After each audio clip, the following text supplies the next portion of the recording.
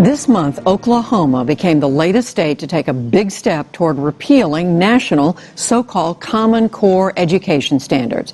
The Oklahoma State Senate passed a bill just last week to do so. This, as more than a dozen other states are also considering repeal, and still others are reviewing how they use the standards when it comes to teaching and testing. It is a big shift from the broad and often bipartisan support that Common Core enjoyed just a few years ago. Jeffrey Brown has the story. Common Core was initiated in 2009 by the nation's governors, seeking national standards for math and English literacy. U.S. Secretary of Education Arne Duncan supported the move, spending $350 million to develop Common Core tests. I believe this new generation of assessments is an absolute game changer for American education. In relatively short order, nearly every state agreed to create curricula based on the Common Core guidelines.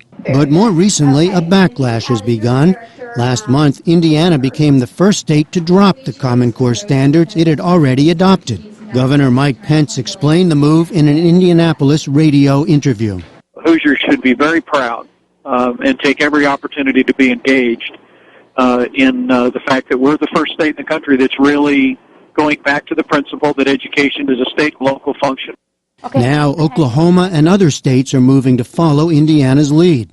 The criticism initially stemmed from conservatives leery of federal involvement, with some labeling the program Obamacare. Pennsylvania Congressman John Klein chairs the House Education Committee. That's the ultimate fear, that the federal government does get in the curriculum business and tells the states what they're supposed to teach. There's been criticism on the left as well, particularly over testing requirements.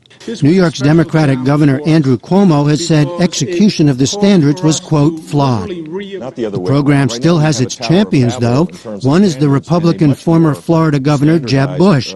Last Sunday on Fox News, he made a push for Common Core. If you don't have high expectations, high standards, you're not going to go anywhere. The idea that it's a federal program is just not true.